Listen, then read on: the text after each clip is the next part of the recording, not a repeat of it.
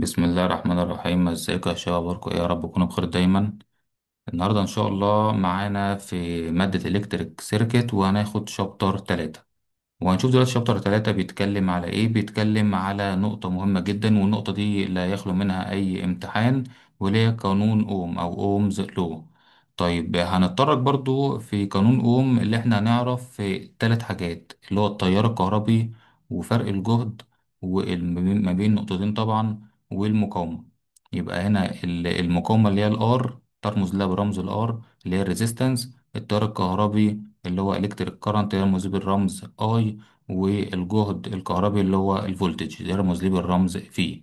طيب يعني كده معايا حسابات ال V وال I وال R. طيب يعني كده هو ده قانون أوم بكل بساطة. في معادلات لنحسب التيار لوحده، معادلات تانية نحسب الجهد لوحده، معادلات تانية نحسب المقاومة لوحدها. وهنشوف دلوقتي نقطة جديدة، وهي الطاقة والقدرة أو الإنرجي والباور، دي برضو معانا في الشابتر ده. وهنشوف برضو القدرة المسموح بها للمقاومات اللي هي ريزيستور اند باور ريتنج، اللي يعني الريتنج او المعدل اللي مسموح به للمقاومة. يبقى كده خلصنا الشابتر، وهنبدأ نشوف نقطة نقطة معانا بتتكلم عن ايه. طيب هنا بيقول لي في اول نقطة معايا قانون اوم او اومز لو. هو التعريف بكل بساطة هو التيار اللي هو الاي يتناسب طرديا مع الجهد اللي هو الفي، وعكسيا مع المقاومة اللي هي الار. طيب القانون بتاعه بكل بساطة ال I بيساوي V على R. تمام كده، ده القانون ده يتحفظ لأن فيه استخدامات كتير ليه وتطبيقات على حسابات. يعني القانون أوم بكل بساطة هو ال I بيساوي V على R. طيب أنا لو مثلا عملت هنا واحد، ولو عملت طرفين في وسطين قلت ال V بتساوي I في ال R، هو برضو نفس القانون بتاع قانون أوم. الاتنين بيساووا بعض. أنا يا دوب عملت طرفين في وسطين عشان في كتب كاتباها كده وفي كتب كاتباها كده، فمفيش أي اختلاف. هنا التفسير بقى لو المقاومة ثابتة، يعني احنا لو بنتكلم على نقطة جديدة وهي المقاومة ديت لو ثابتة كونستانت، تمام كده. ايه اللي بيحصل مع زيادة فرق الجهد؟ أول ما ال V بتزيد ال I كمان بتزيد. ليه؟ لأنهم العلاقة ما بينهم علاقة طردية. يعني الزيادة في الجهد بيؤدي إلى زيادة في التيار الكهربي. طيب بنفس النسبة؟ بنفس النسبة، لأن الار هنا ثابتة، فالزيادة اللي هنا في الفولتج هو نفس الزيادة اللي في الاي. طيب لو حاجة تانية نتكلم مثلا، لو الجهد هو اللي ثابت، تمام، هو اللي كونستانت، ايه اللي بيحصل بقى مع زيادة المقاومة؟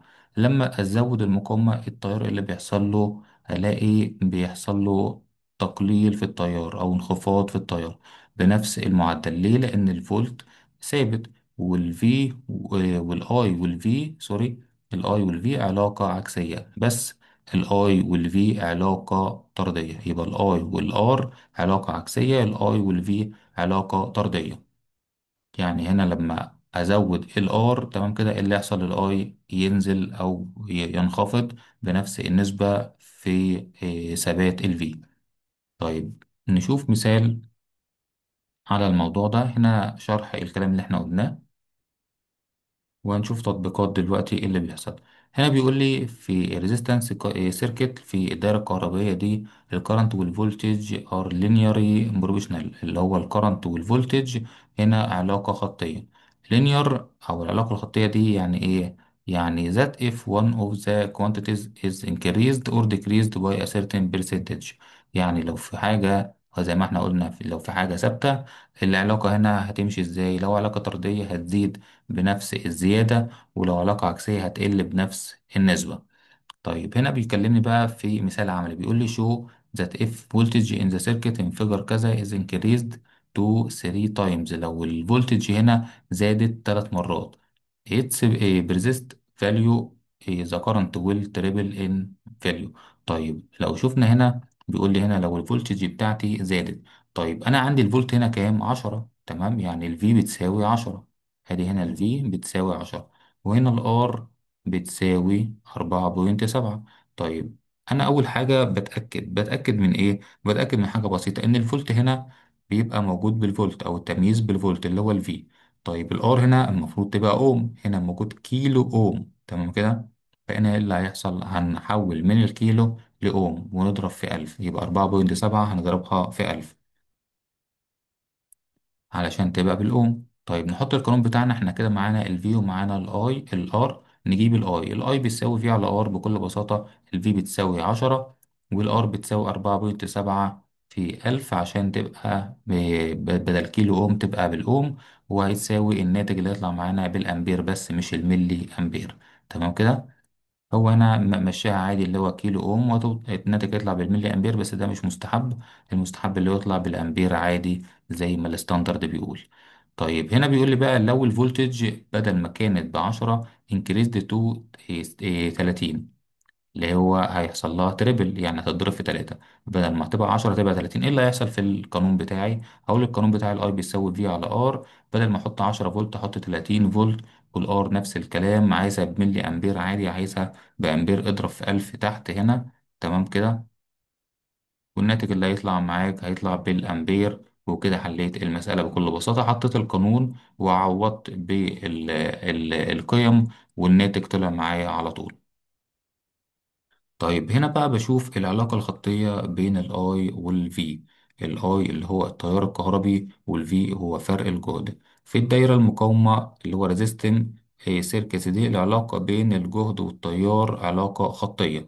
تمام كده. طب ايه اللي بيحصل بقى؟ يعني لو زودت الجهد للضعف التيار هيزيد للضعف، يعني ولو قللت للنصف التيار هيقل للنص. يعني هنا علاقة طردية. نحط القانون عشان نبقى ماشيين دايما بالقانون معانا في ايدينا. ال I بتساوي V على R. تمام كده بكل بساطة. طيب ايه بقى اللي هيحصل؟ اللي هيحصل دلوقتي اللي انا هشوف شوية تعويضات علشان ارسم الرسم البياني او العلاقة الخطية اللي هما بيقولوا عليها. انا دلوقتي بيقول لي ثبت لي الار، يعني خلي الار ده كده ثابت، يعني الار هنا ثابت اللي هو ب10. ادام ثبت الار يبقى اشوف الاي والفي علاقة ما بينهم ايه؟ علاقة طردية. طيب هنا الاي عوض بقيم مختلفة عادية. قيم هو اللي حاططها، حاطط من 1 ل10. ممكن اعوض من 1 ل7، ممكن اعوض من 1 ل4، ايا يكن. انا هو بس بيعمل العلاقة دي علشان يبين لي العلاقة او الرسم البياني اللي هيوصل هيبقى عامل ازاي. هنا الاي بيساوي حط لنا اي مرة ب1، وراح شاف الفي قلنا لو عملنا طرفين فوسطين بتساوي الفي بتساوي اي في الار. تمام كده. تمام. طيب هنا ايه اللي هيحصل؟ هنا هيقول لي الاي مرة ب1 والار ثبتها لي اللي هي ب10، هيبقى كام الفي؟ هيبقى 1 في 10 ب20. يعني هنا لما الاي تبقى ب1 تبقى هنا ال V ب10 اللي هي 1 في 10 ب10. طيب هنا لو هي ب2، لو الكرنت هنا اللي هو التيار الكهربي ب2. طيب ولو الار هنا عندي بكام؟ بنفس برضو 10، يبقى 2 في 10 بكام؟ ب20. ادي 2 وهنا ال20 مع محور ال V. تمام كده هنعمل نقطة. تمام. طيب نرجع هنا تاني ونعوض بتعويضة تانية. لو الاي هنا ب3 نضرب في الار هنا عندي بكام؟ الار برضو لسه ب10، يعني ال3 في 10 بكام؟ ب30. يعني الاي لما تبقى ب3 الفي هتبقى ب30. اجي هنا واعمل نقطة، هلاقيني ماشي معايا كده نقطة نقطة، يبقى تلاقيني طالع سلم زي ما احنا شايفين كده علاقة خطية. فانا كده فهمت العلاقة الخطية ماشية ازاي في القانون بتاع قانون اوم. طيب هنا هشوف برضو المثال اللي معانا ده في الكرنت كالكوليشن. هنا بقى نقل على جزء الكرنت كالكوليشن. هو زي ما احنا قلنا قانون اوم بيقول العلاقات بتاعت الفي علاقات الاي علاقات الار، هنا نقل على علاقات الاي. طيب هنا القانون بيقول لي بقى الاي بيساوي في على ار. تمام كده ده قانون اوم. طيب هنحسب بقى القانون اوم ازاي؟ هنا مديني فرق الجهد، الفرق الجهد نتاكد اللي هي بالفولت، وهنا الار نتاكد اللي هي بالاوم. لو اداني كيلو اوم يبقى نضرب في 1000 على طول عشان نخليها بالاوم، عشان ما نتلخبطش. بس هو بيحب يمشي بالكيلو اوم، خلاص عادي مفيش مشكله، هو يطلع ناتج بالملي امبير، بس ده مش مستحب زي ما قلنا. المستحب اللي هي تطلع هنا بالامبير وهنا تبقى بالاوم. طيب نحط القانون اللي هو الاي بيساوي في على ار زي ما احنا قلنا، ده قانون حساب التيار الكهربي في قانون اوم. الخطوات بقى الحل نتأكد ان التمييز موجود، ان الار باوم والفي والفولتج يعني بالفي، والاي هيبقى بالامبير. طيب نعوض بقى بالقانون عشان احنا معانا اتنين، معانا الفي ومعانا الار. نعوض كده ونقول اي بيساوي في على ار، الفي عندي هنا بمية، نحط مية، الار بتساوي 22 في 1000 زي ما احنا قلنا. هتلاقي هنا الناتج طلع معانا بالأمبير.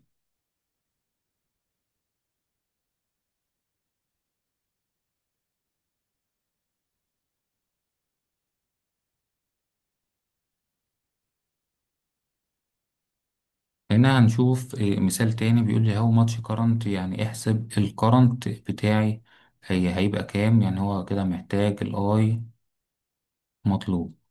is produced by a voltage، يعني كده مديني الفولت بيساوي 24 كيلو فولت، وزي ما احنا قلنا نخلي بالنا من التمييز، اكروس 12 كيلو اوم.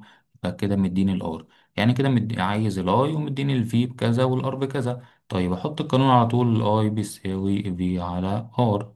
تمام كده معايا الفي ومعايا الار، يبقى احط على طول اي بيساوي في على ار. زي ما احنا قلنا الفي عندي هنا ب 24 كيلو فولت، يعني هي هتضرب في 1000، والار هنا ب 12 كيلو يوم، نحط 12 كيلو يوم تضرب برضو في 1000.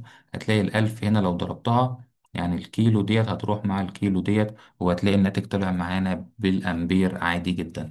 حطيتها زي ما احنا شفنا اهو، ادي في 10 أس 3 اللي هو ضرب في 1000، وأنا ضرب برضو في 1000، الألف راح هنا مع الألف، فاتبقى ال24 على ال12 فيها الاتنين أي أمبير. تعويضات سهلة جدا، قانون سهل جدا، لا يخلو عنه أي امتحان، بتحط الناتج بكل بساطة. تمام، نخلي بالنا من أول حاجة من التمييز، نحول على طول الوحدات، وبعد كده نحط القانون نعوض نطلع الناتج بالأمبير.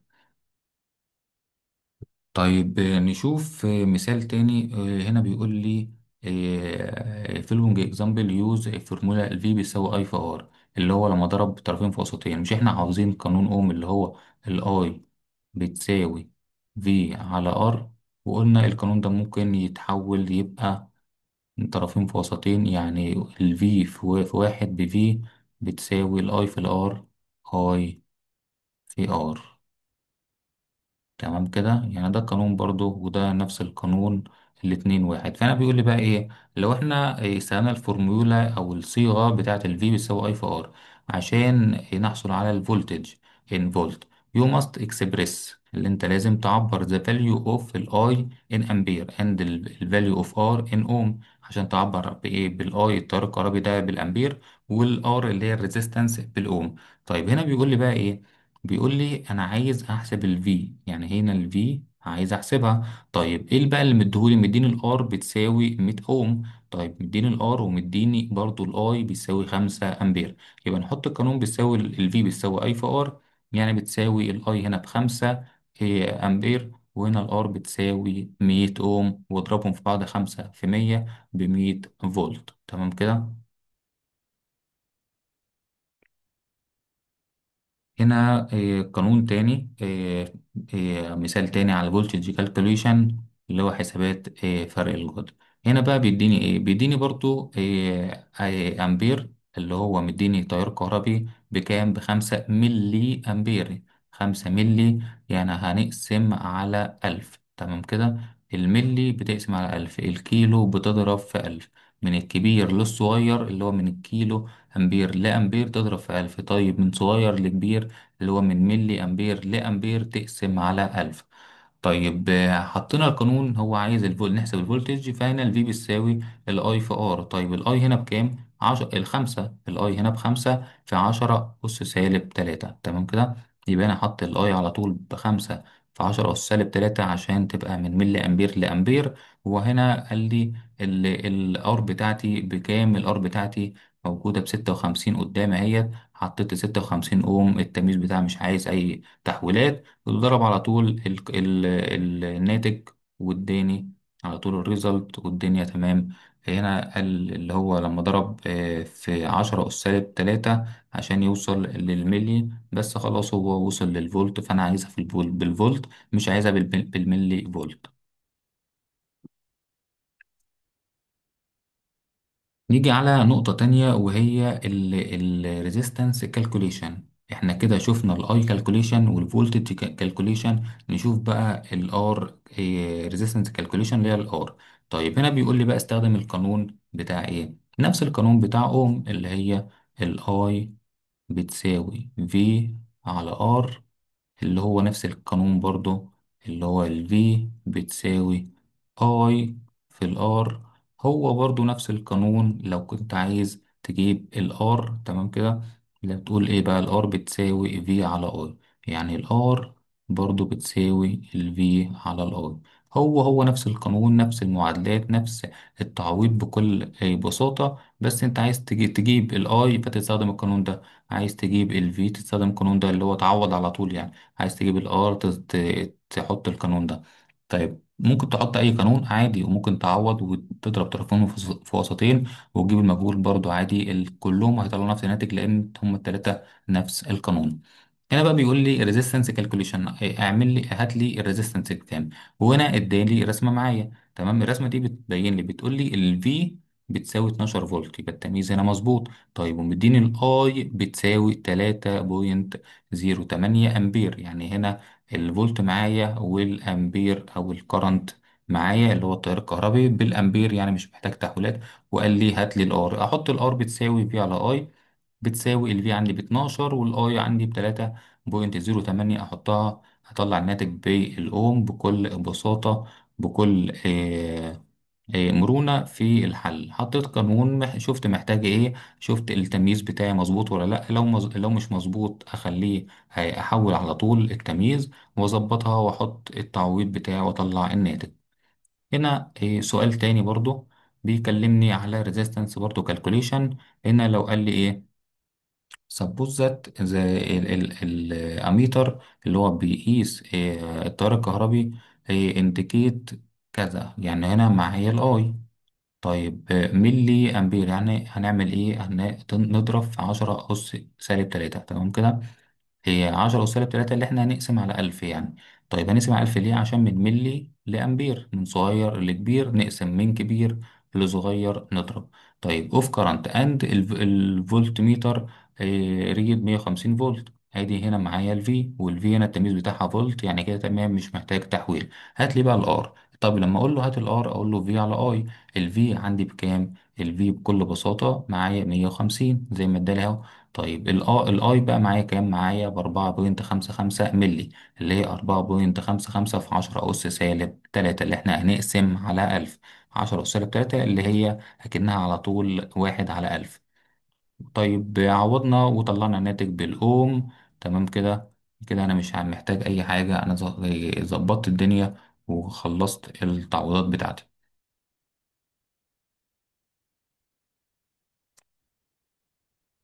هنروح لنقطة تانية بقى وهي الانرجي اند باور.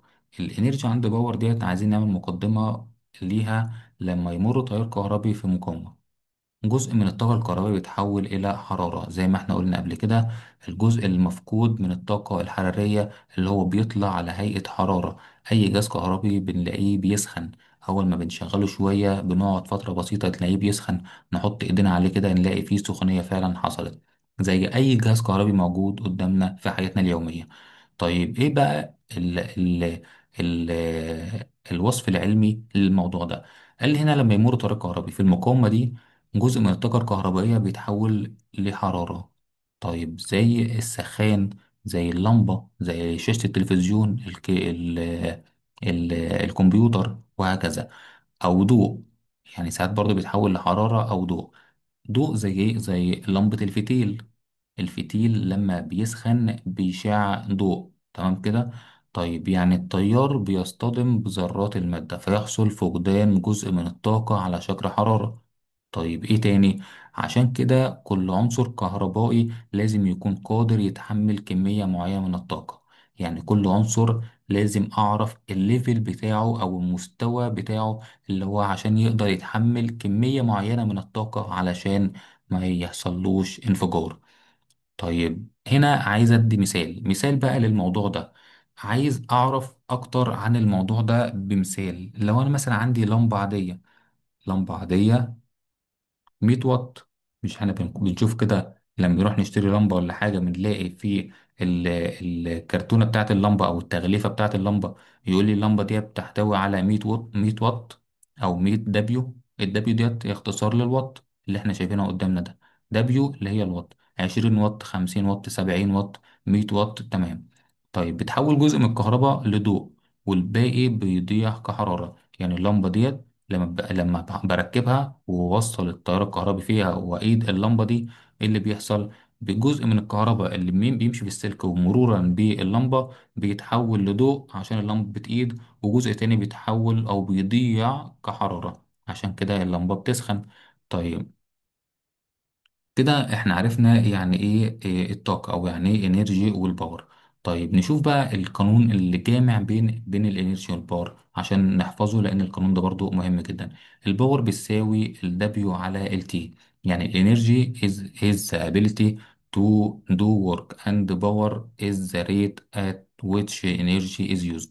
طيب يعني الباور هنا هو certain amount of energy، هو الكمية بتاعة الطاقة المستخدمة في طول معين أو مدة معينة من الزمن، مقدار تي اكسبريس دي بالقانون ده. يعني ده القانون البي اللي هي الباور بيساوي الدبليو الانرجي على التي اللي هي الزمن. تمام كده. طيب الباور هنا بالتمييز بتاعه بيبقى بالوات، احنا قلنا اللي هو الدبليو. طيب الدبليو بقى التانية، يعني الدبليو اللي هو الوات، البي ده اختصار التمييز بتاعها اللي هو بالوات اللي هي الدبليو. او ممكن نكتب وات عادي، نكتب كده علشان ما نتلخبطش، وات دبليو اي تي تي. طيب الدبليو بقى اللي هي التانية اللي هي الانرجي بقى، اللي هي التمييز بتاعها بيبقى ايه؟ بيبقى بالجول. ممكن نكتب جول كده، ممكن نكتب جي كده، زي ما احنا بنستخدم على طول جي بالطريقة دي، هي حرف واحد وخلاص. وطبعا احنا عارفين الزمن اللي هو بالثانية، نعمل بيها اللي هي السكند اللي هي اس. تمام كده. يبقى كده احنا فهمنا القدرة أو الباور والقانون المستخدم بيها اللي هو البي اللي هي القدرة، الباور، والفي اللي هو فرق الجهد، الاي اللي هو الأمبير، الار اللي هي ريزيستنس، الدبليو اللي هي الانرجي، التي اللي هي الزمن. ده ملخص سريع على العناصر اللي احنا خدناها. طب نشوف مثال بقى معانا ونشوف اللي حصل من الموضوع ده عشان نفهم أكتر. هنا بيقول لي مثلا ال amount of energy equal to 100 جول. يعني هنا ال W بتساوي 100، تمام كده. is used in 5 سكند، مستخدمة في 5 ثواني، يبقى أنا مديني التي. طيب هنا بيقول لي إيه الباور بقى؟ يعني الباور هنا هو اللي محتاج يتحسب. طيب هنا لما أقول الباور بتساوي دبليو على تي، بتساوي الدبليو هنا عندي ب100 جول، وهنا عندي التي اللي هي ب5، بيساوي 100 على 5 ب20 واط. أنا كده حليت المثال بكل بساطة. طيب هنا لما أقول express the following values of electrical power using appropriate metric prefix. يعني هنا بيقول لي استخدم القيم ديت بتاعت الالكتريك باور عشان توصلها للمترك بريفكس اللي احنا خدناها قبل كده في شابتر واحد. هنا لو بيقول لي لو 45 من 1000، إيه اللي هيحصل؟ 45 من 1000 اللي هي إحنا قلنا الألف ده هنحوله. طيب 1000 هنحوله كام؟ هو كده علاقة عكسية. طيب نشوف العلاقة الكسرية ديت، سوري علاقة كسر يعني فيها رقم عشري. عايز أحرك العلامة ناحية اليمين تبقى بالسالب. أدي 1 2 3، حركت العلامة العشرية هنا، يبقى هنا اتبقى لي 45. تمام كده. طب أنا حركتها 3، يعني كده هنقسم على 1000 واط، لما نقسمها على 1000 تبقى ملي واط زي ما مكتوبة من قدامنا أهو. طيب نشوف العلاقة التانية اللي هي 12 من كام؟ ادي 3 وادي 3، 12 من مليون. تمام. طيب عايزين نحرك العلامة، هنحركها ازاي؟ ادي 1 2 3 4 5 6، يبقى 12 على مليون. مليون اللي هو 10 أس 6، تمام. بس لما نقسمها تبقى 10 أس -6. تمام كده اللي هو المايكرو. لو رجعنا كده على التمييزات اللي كانت قبل كده هنلاقي 10 أس 6 اللي هي المايكرو، 10 أس -6. تمام. طيب 10 أس 6 بقى كام؟ علاقة تانية هنشوفها معانا أهو. طيب هنا بيقول لي إيه ده؟ إيه 3500 واط، تمام، اللي هي 3.5 كيلو واط. طيب اللي هو حرك العلامة العشرية ناحية الشمال يبقى بالموجب. أدي اتنين تلاتة. تمام كده، يبقى 3.5 كيلو وات. زي ما احنا عارفين المترك بريفكس غير الساينتفك بريفكس. المترك بريفكس اللي هي قلنا حاصل ضرب التلاتة، اللي هو 3 10 أس 3، 10 أس 6، 10 أس 9، 10 أس 12، وهكذا بالعكس اللي هو 10 أس سالب 3، 10 أس سالب 6، 10 أس سالب 9، 10 أس سالب 12، وهكذا. احنا كده افتكرنا الموضوع أكتر من مرة وحلنا عليها أمثلة مظبوطة.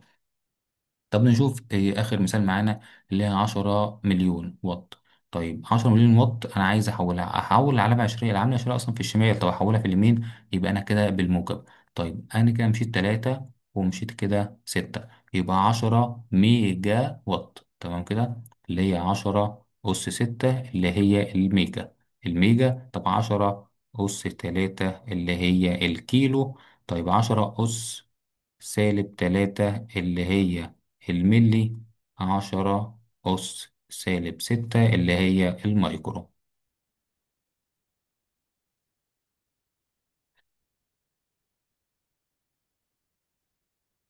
طيب هنا هنشوف بقى الانرجي اند باور، برضو بنتكلم في الكيلو وات اور او الكي دبليو اتش، اللي هي اختصار للكيلو وات اور يونت اند اوف انرجي، اللي هي وحدات الطاقة. القدرة هنا قلنا بتستهلك بالباور، بتستهلك بالوات. تمام كده. طيب والطاقة اللي هي الانرجي اللي هي بالجول. طيب هنا بيقول لي بقى ايه؟ هنا بيقول لي however there is another way to express energy. في طريقة تانية عشان نقدر نحسب الانرجي since the power is expressed in watt and time بالسكند. لو الباور بتاعي بالوات والتايم بتاعي بالسكند، ايه اللي هيحصل؟ unit of energy called watt second. تمام، يعني حاصل ضرب الباور في الوات بيساوي الوات في السكند. طيب نعمل ايه بقى عشان نكسب الموضوع ده؟ نشوف القيمة الاستهلاكية او اللي هو جايب الانرجي. مش هو عايز يحسب الانرجي؟ مش هو كان بيقول لي الباور بتساوي الاي على التي؟ طيب لو عايز يحسب الانرجي بقى ايه اللي هيحصل؟ لو عايز يجيب الاي ده ايه اللي هيحصل؟ طرفين في وسطين زي ما اتعلمنا. هيقول لي الاي بتساوي البي في التي. تمام كده، الباور في التايم عشان تجيب الانرجي. طيب هنا بيقول لي بقى كمية الشريحة المستهلكة. طب نشوف من الأول. مشترك كمية استهلاك للكهرباء 7000 كيلو وات في الساعة، وعدد الأيام الفعلية 30 يوم، فتكون قيمة الاستهلاك 1380 ريال. طيب عارفها ازاي؟ هل 30 يوم يعني أنا كده معايا الزمن. طيب هحول بقى ال 30. تمام كده، 30 يوم ديت وهعرف أوصلها للثانية. طب عدد الأيام الفعلية اللي هو 30 يوم، تمام، ناقص تاريخ القراءة الكتابة. يبقى أنا كده كمية استهلاك في الشريحة بتاعة 30 يوم ده عملها إزاي؟ عملها تاريخ القراءة السابقة ناقص تاريخ القراءة الحالية، عرفت أوصل لل30 يوم. طيب هنا الشريحة واحد، قيمة الاستهلاك بتاعتي كيلو وات في الساعة دي 6000. قيمة كل كيلو وات بالساعة تمام 18. عارف ازاي؟ قسم اللي هي كيلو وات في الساعة ديت وكيلو وات في كل كيلو وات، قسمها على القيمة بتاعتها واداني المبلغ بتاعي بكل بساطة. وبعدين قام جاي جاب المجموع وعمل القيمة المضافة. طيب كل ده اتعمل ازاي؟ بالقانون بتاع الباور بتساوي اي على تي. طب لو عايز يجيب الانرجي زي ما هو جابها هنا بيساوي البي في تي، بشوف الباور بتاعي كام او المعدل بتاع الباور بتاعي كام، والثانيه او الزمن بتاعي جه ازاي. هنا بيقول لي 30 يوم، يبقى هتضرب هنا ال 30 عشان توصل لثانيه بقى من كبير لصغير.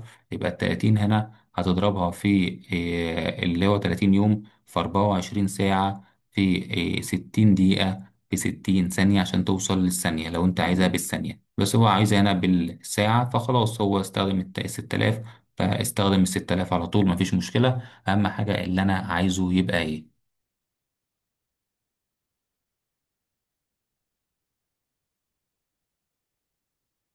هنا نشوف في الإكزامبل هنا ده هيفهمني أكتر على determine number of kilowatt، اللي هو الكيلو كي دبليو اور for each the following energy consumptions، اللي هو الاستهلاك بتاع الانرجي.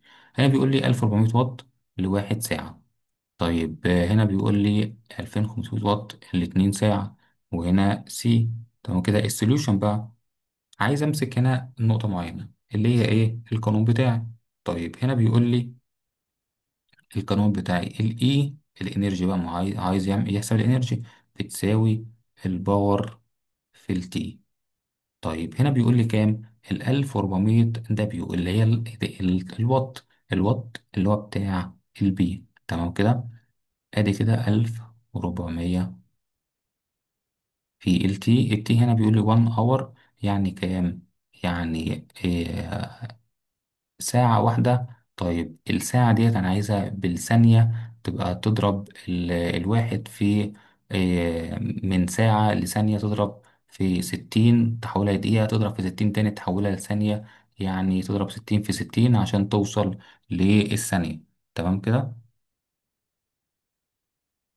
واحد في 60 في 60. طيب هنا ضرب الموضوع تمام كده، بس هنا قال لي ضرب هنا في واحد وقال لي كيلو وات. طيب لو عايزها بالثانية تعمل زي ما أنا عملت فوق.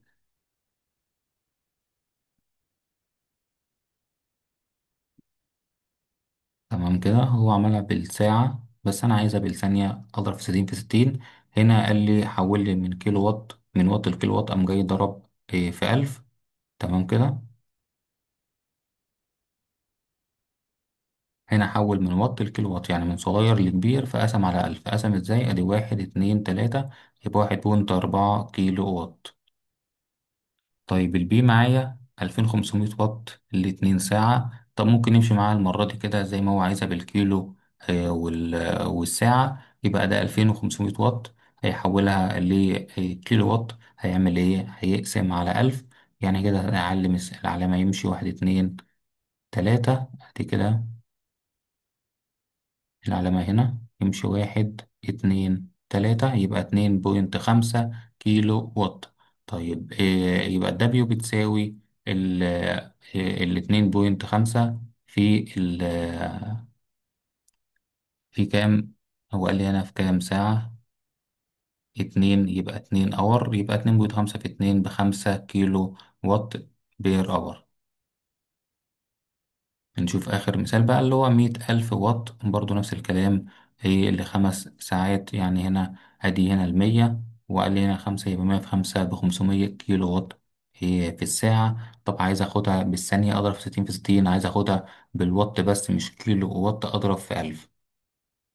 طبعا عشان الرقم بيبقى كبير جدا، فهنا بيختصر الموضوع ويخليها بالكيلو ويخليها بالساعة، مفيش أي مشكلة.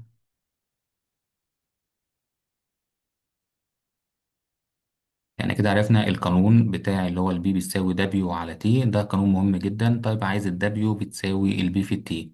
تمام كده. وقلنا ان الباور اللي هو البي ده تمام كده بيرمز بالرمز البي، التمييز بتاعه بالوات. طيب الدبليو بقى اللي هي الوات فعلا، اللي هي الانرجي، بيرمز بالرمز جول. طيب والتي اللي هو التايم. نيجي على نقطة الباور. طيب الباور هنا بيقول لي انترودكشن بيقول لي ذا جنريشن اوف هيت، او الجيل الكهربي، او جيل للحراره which occur when electric energy is converted to heat energy. لو التيارة او الطاقة الكهربائية اتحولت لطاقة حرارية in a electric circuit، وهي ماشية في الدائرة الكهربائية. طيب of is often an unwanted byproduct of current through the resistance in the circuit. لو هو مش محتاج يمشي في التيار الكهربي بتاع resistance. in some cases، في بعض الحالات however the generation of heat is a primary purpose of a circuit as for example. لو هنا بيقول لي ادي فرق القوة الموجود، وادي التيار الكهربي الموجود، وادي الريزيستنس اللي هي المقاومة الكهربية. بيقول لي هنا heat produced by current through. لو هنا الهيت او الطاقة الحرارية حصلت لما التيار الكهربي مشي على الريزيستورز اللي هي المقاومة is a result of energy convergence. يبقى هنا عرفنا ان التيار الكهربي لما بيمشي في سلك او بيمشي في دايرة كهربية بيتعرض لمقاومات. لو في مقاومات يبقى كده عرفت ان التيار الكهربي هيقل جزء منه، وجزء منه هيتحول لطاقة مفقودة تطلع على هيئة حرارة.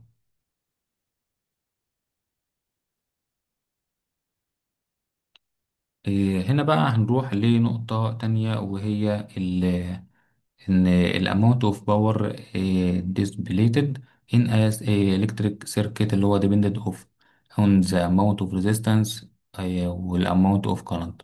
طيب هنا بيقول لي الباور، أو بيقول لي إن البي اللي هي الباور بالوات، تمام، والاي اللي هو الكرنت في الأمبير، والار بيساوي resistance. ده قانون تاني للباور.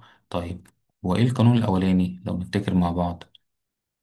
البي اللي هي الباور بتساوي الدبليو على تي، صح كده؟ فاكرين؟ وهي برضو القانون بتاع الباور بيساوي الاي تربيع الار. يعني الباور بتساوي دبليو على تي، وبرضو الباور بيساوي اي تربيع في الار. طيب القانون ده يستخدم في وجود الانرجي او الجول والثانية، تمام كده. وهنا القانون ده بيمشي لما يكون في تيار كهربي وفي ريزيستنس. هعرف اعمل احسب الباور هنا، وبرضه اعمل الباور هنا برضه.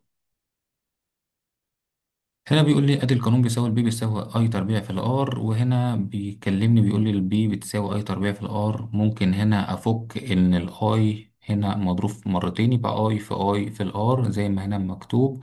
وبعدين هنا بيقال لي هناخد الاي مع الار ديت واخليها حاجة، واخلي الاي لوحدها دي حاجة تانية. هنا افتكرت ان البي بتساوي اي في ار،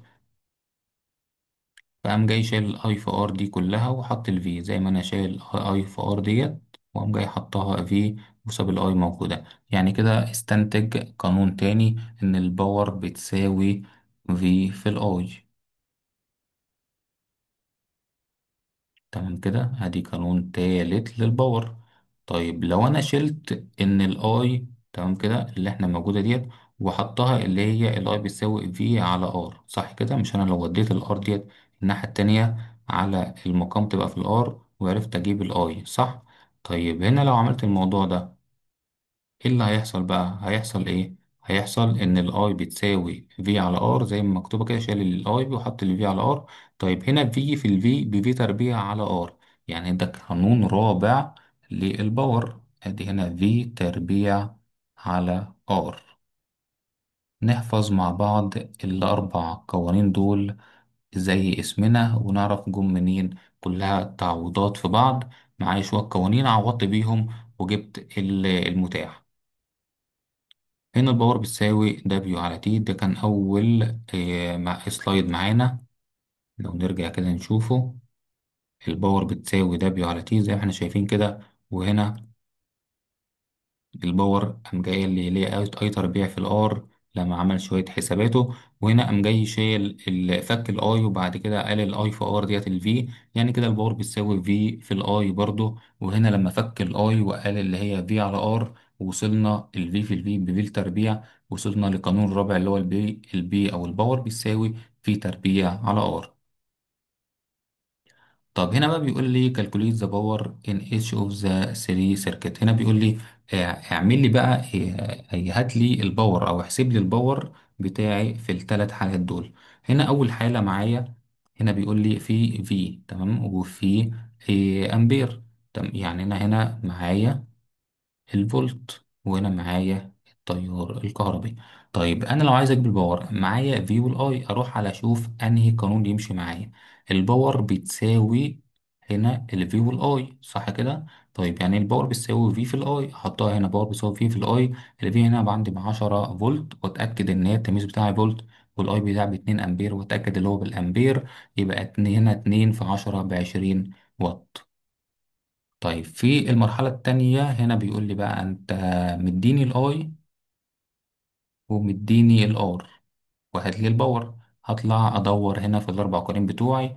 هنا اللي معايا الأي والآر هنا ينفع لأ، الأي والآر هنا ينفع أيوة. أي تربيع في الآر يعني الباور بيساوي أي تربيع في الآر. الأي تربيع هنا باتنين تربيع اللي هي بأربعة، وأتأكد اللي هي بالأمبير. وعندي الآر هنا ب47، هتأكد اللي هي بالأوم. أحط القانون وأعوض وأجيب الباور بالوات. طيب هنا معايا آخر حاجة بقى، معايا الفي ومعايا الآر. اشوف هنا الفي والار، لا. هنا في وار، لا. هنا في وار برضو، لا. هنا في وار مظبوط. يعني هنا البي بتساوي في تربيع على ار، يعني الفي هنا بخمسة فولت، وتأكد اللي هي بالفولت، خمسة تربيع اللي هي 25. طيب والار اللي هي بالعشرة اوم، زي وتأكد اللي هي بالأوم، يعني في تربيع اللي هي 25 على 10 ب2.5 واط.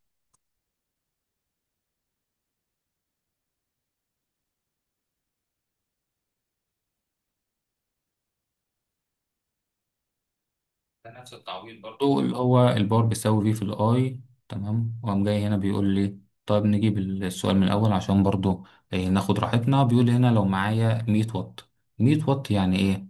يعني البي بتساوي 100 واط. لايت بالب اوبريت اون 120 فولت، يعني هنا مديني الفي. طيب how much current does it require؟ طيب نرجع كده القوانين بتاعتنا ونقول معايا باور ومعايا فولت وعايز الاي. مش انا هنا بالباور كان بيساوي في في الاي، صح؟ انا كده معايا باور ومعايا في، اعرف اجيب الاي، اعرف اجيب. هم جاي مودي الفي الناحية التانية، اقسم على الفي واقسم هنا على الفي، الفي هتروح مع الفي، يبقى الاي بيساوي بي على في. زي ما احنا شايفين القانون اهو، كل القوانين تعويضات في بعض، طرفين في وسطين، وبجيب القانون اللي انا محتاجه، او اجيب النقطة اللي انا محتاجها اللي هي اللي هنا نقطة الاي. بي على الفي، الفي هنا بكام؟ ب100 واط، واتاكد اللي هي بالوات بس، ادي هنا حطيت 100. طيب الفي هنا بكام؟ ب120 فولت، وتأكد اللي هي برضه بالفولت، وهو حط هنا ال120، 100 على 120 بكذا أمبير.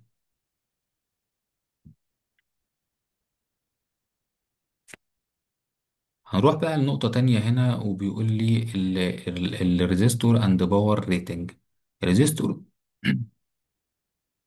عفوا، الريزيستور اند باور ريتنج بيقول لي اي مقاومه في الدايره بتسخن لما يمر فيها تيار، زي ما احنا اتاكدنا، ودرجه سخونيتها بتعتمد على الدرجه اللي بتفقدها، الدرجه او القدره اللي هي ايه؟ الباور. هي ديت الباور او الحسبه بتاعتي بالقوانين اللي احنا اتعلمناها، اللي هي اي تربيع في الار او الفي تربيع على ار. لكن كل مقاومه ليها حد اقصى للقدره اللي تقدر تتحملها، زي ما احنا قلنا، اللي لازم كل إيليمنت أو كل عنصر بيبقى ليه قدرة معينة يتحمل فيها بدل ما يتلف أو بدل ما ينفجر. طيب الموضوع ده اسمه ايه؟ الباور ريتنج. طيب عايز اعمل مثال على الباور ريتنج زي ما هو موجود قدامنا ده. طيب هنا بيقول لي ايه؟ لو مقاومة صغيرة زي اللي في التجارب، ممكن يكون أقصى تحملها اللي هي ممكن تبقى كام؟ ممكن تبقى 25 من 100 واط أو نص واط. طيب هنا بيقول لي ايه؟ لكن مقاومات أكبر حجما ممكن تتحمل 2 واط و5 واط. يعني المقاومة الصغيرة بيبقى ليها عدد صغير، ومقاومة كبيرة بتبقى تقدر تتحمل باور أعلى طبيعي. إيه، ده كده مثال على الريزيستنس اللي ممكن تبقى موجودة في الدايرة الكهربائية. طيب هنا لو مثال أو قبل المثال ممكن أقول كل ما المقاومة تكون يعني كل ما المقاومة هنا تكون أكبر فيزيائيا، قدرتها المسموحة بيها الباور ريتنج يبقى أكبر. يعني كل ما المقاومة تكبر، يعني كل ما تقدر تتحمل باور أعلى. طيب الشكل مش بس للون لكن مرتبطة بالقدرة، يعني في الأشكال اللي قدامي دي كلهم لازم يكون برضه مرتبط بالقدرة بتاعته أو المقاومة لو هي كبيرة. طيب لذلك وانت بتصمم دايرة لازم تختار مقاومة تتحمل القدرة اللي هتسخن عليها، عشان لو المقاومة سخنت أو زادت فوق القدرة التحمل أو الباور ريتنج بتاعها اللي احنا بنتكلم فيه، هيحصل إتلاف للمقاومة، الدايرة الكهربائية تفصل، تتحرق، زي ما احنا بنسمع في المواضيع دي. طيب يعني نشوف بقى المثال العملي. هنا بيقول لي choose an adequate power rating، يعني اختار الباور ريتنج for each of the metal film resistor in figure. ده ادي الفيجر بتاعي، هنا مديني الفولت، يعني مديني الفي ومديني الار، وقال لي اختار الباور. طيب مش احنا معايا البي بتساوي في تربيع على ار؟ مش احنا عارفين ان المقاومة ده؟ طيب هنا مديني الفي اللي هي بعشرة، 10 تربيع بتساوي 100. طيب الار بتساوي 120. طيب هنا بتساوي كام؟ الباور بقى بتاعي بيساوي كام؟ بيساوي هنا 12، هنا 10. تمام، 100 على 12 هتروح هنا، هتلاقي 10 على 12. تمام، نعملها اللي هي 10 على 12، الكسر بتاعي 8 من 10.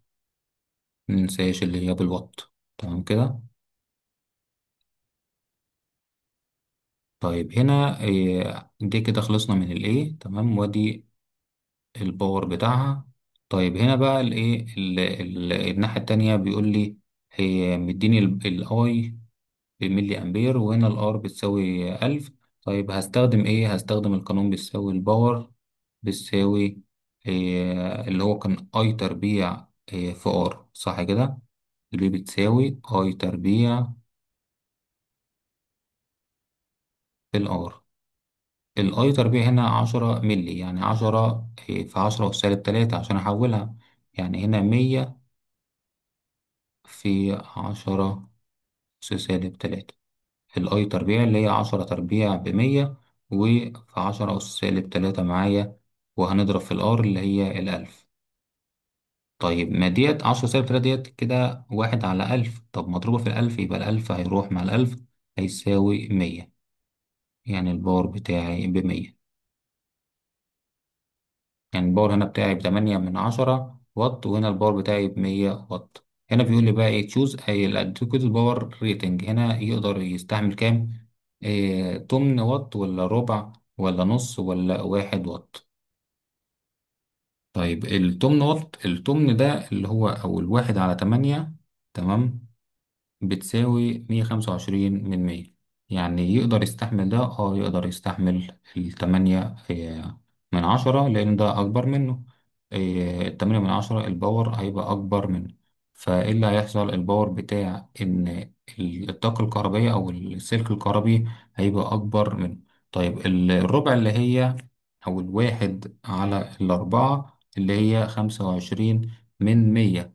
طيب هنا برضو الباور هيبقى أكبر منه، فالباور مش هيقدر يستحمل. طيب النص اللي هو 5 من 10. طب 1 واط اللي هي واحد صحيح، وهنا 8 من 10. فهنا ال1 واط هو اللي هيستحمل الدايرة الكهربائية دي.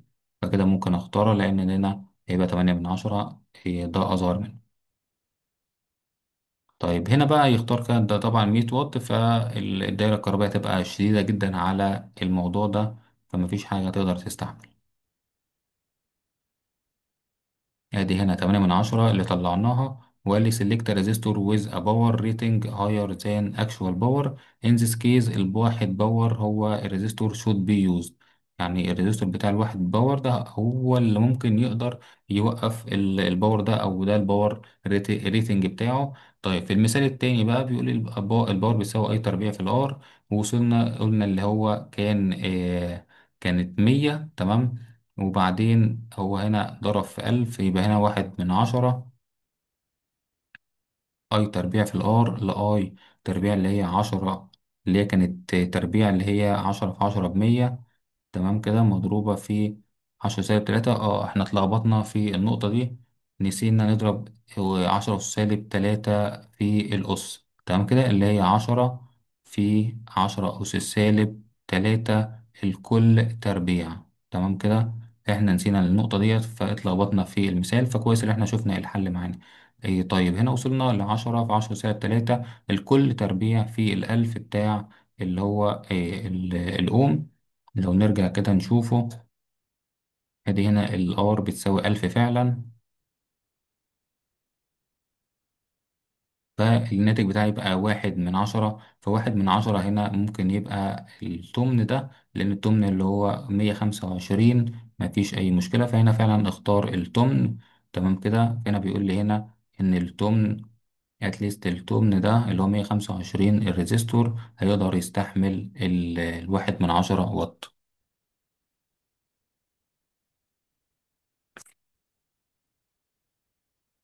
هنا أمثلة تانية برضو على ال determine whether the resistor in which circuit has possibly been damaged by overheating. هنا بيقول لي بقى يشوف لي إن السيركت ديت أو هتتدمر ليه لو إحنا زودنا الحرارة.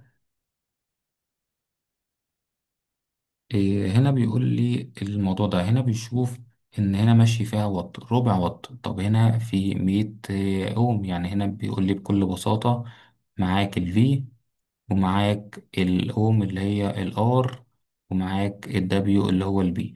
البي بتساوي في تربيع على ار. تمام. ادي البي بتساوي في تربيع على ار. الفي تربيع اللي هي تسعة، الفي اللي هي تسعة، يعني في تربيع اللي هو تسعة تربيع، زي ما احنا شايفين تسعة تربيع. وهنا الار بتساوي 100، زي ما موجود اهي. ادي معايا الار بيساوي 100، وعملتهم تحت بعض وجبت الناتج بتاعي بالوات. هنا بيقول لي الريتنج بقى بتاع الريزستور ربع. ده بيقول لي هنا وصل ل8 من 10، وهنا الباور الوات بتاعي 25 من 100. فده طبعا بيقول لي insufficient، يعني غير كافي. يعني لما الباور يكون بتاعي 8 من 10، والريزيستنس بتاعي جوه السلك الكهربي يكون 25 من 100، فأنهي أكبر، ال2 من 10 ولا ال8 من 10؟ طبعا ال8 من 10 ده الباور اللي ماشي في السلك، وده بيقول لي insufficient اللي هو غير كافي عشان يهندل الباور. فالريزستور has been overheated and burn out، يعني هينفجر أو الوصلة هتتحرق. طيب نشوف آخر مثال. هنا بيقول لي مديني ال V ومديني ال R، وبيقول لي هنا ال B بتساوي V تربيع على R برضو نفس الكلام. عوضنا جبنا الوات بكذا، وهنا بيقول لي ماشي فيها 1.5، أو نص قصدي، وات. طيب هنا بيقول لي الناتج بتاعي هيبقى 3 من 10، وهنا بيقول لي 5 من 10. فبرضه ده هيبقى كفاية مين أكبر؟ يعني هنا كان مين الأكبر؟ الباور بتاع اللي أنا حاسبه، فكان أكبر من اللي موجود. هنا بقى العكس، هنا بيقول لي الباور اللي أنا حاسبه 3 من 10، والباور اللي موجود 5 من 10. فده يبقى كفاية أو sufficient عشان أهندل الباور. طيب المثال اللي بعده مديني ال V برضه، ومديني ال R. طيب هيبقى V تربيع على R نفس الكلام، ومديني الباور بتاعي 1 واط. يعني هنا كام الباور بيساوي V تربيع على R؟ اللي هو 5 تربيع، اللي هي 25 على الار اللي هو ال10، هيبقى ب2.5. ادي الباور اللي انا حاسبه. طيب هو بيقول لي بقى اللي موجود الباور كام؟ بواحد. اللي باور هو اللي موجود ب1 واط. فده بقى برضه هيبقى insufficient لان اللي انا حاسبه اكبر من اللي موجود. تمام. يعني انا حاسب اللي هو هيبقى موجود 2.5 واط، بس موجود كام؟ 1 واط. فمين اكتر؟ اللي انا حاسبه اكتر من اللي موجود الفعلي. فده يبقى insufficient اللي انا اهندل الباور. فالريزستور بتاعي هيحصل لها اوفر هيتد، هتسخن جامد، وهيحصل لها برن اوت اللي هي ممكن تنفجر، او الدايره الكهربيه تتحرق. فهنشوف هنا بقى إن الموضوع بتاع مرور التيار الكهربي في الريزستور. الإلكترونات بتخرج زي ما احنا شايفين هنا. بكل بساطة ده رسم توضيحي. الإلكترونات بتخرج من القطب السالب زي ما احنا شايفين اهو. ادي القطب السالب بتاع الفولتج او الباور سبلاي. ادي كده الجزء السالب والجزء الموجب. هنا في الجزء السالب الإلكترونات بتخرج من الجزء السالب البطارية، تدخل الدايرة الكهربائية بتاعتي، تمر في كل المقاومات المتصلة، وترجع هنا زي ما احنا شايفين للقطب الموجب. طيب بيقول لي في كل مقاومة بقى جزء من الطاقة الإلكترونية تتحول لطاقة حرارية زي ما احنا عارفين. زي ما في هيقابلني مقاومة، التيار الكهربي ماشي هيقابله مقاومة، جزء من التيار الكهربي من الأمبير، كذا أمبير بتاعه هيطلع يتحول من طاقة كهربائية، يتحول لطاقة حرارية، ويخرج على هيئة حرارة.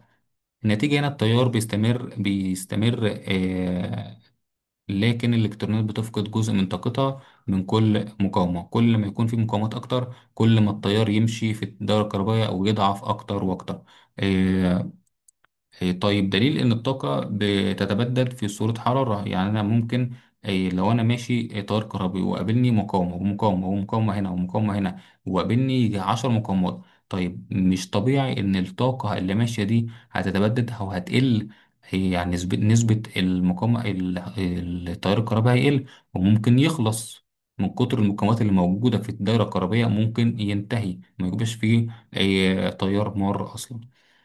طيب هنا قول لي الخلاصة بقى. يعني الخلاصة أنا اتكلمت هنا بطريقة وفيضة. الخلاصة بتاعت الشابتر ده قانون أوم، اللي هو العلاقة بتاعت ال V وال I وال R، وعرفنا نحسب الحسابات بتاعت ال V وال I وال R كل واحدة على حدة. القانون مهم جدا. قدرنا نحسب القدرة اللي هي الباور، وقدرنا نحسب الانرجي اللي هي الوات، ونشوف التايم بتاعها، ونستخرج منها كذا قانون، اللي هو الباور بتساوي الاي الفي في الاي، او الاي تربيع في الاي، او الفي تربيع على الار. فعرفنا الدايره بتاعت الطاقه ودايره المقاومات ليها قدره قصوى اللي هي الباور ريتنج. لازم يكون الباور ريتنج موجود جوه الدايره الكهربائيه اكبر من اللي احنا حاسبينه، او اكبر من الحسابات اللي احنا بنحسبها قدامنا. يبقى لازم الباور ريتنج موجود جوه الدرجة الكهربائية أكبر من اللي إحنا حاسبينه، علشان يقدر يستحمل المقاومة المرور التيار الكهربي. طيب كده خلصنا الحمد لله الشابتر معانا. مفيش أي سلايد تانية، خلصناها والحمد لله. شابتر 3 سهل جدا، ممتع جدا. كل شابتر والتاني هتلاقي الدنيا فتحت أكتر، المدارك وسعت أكتر، كل ما بنحل أكتر هنلاقي الموضوع بقى سهل. والسلام عليكم ورحمة الله وبركاته.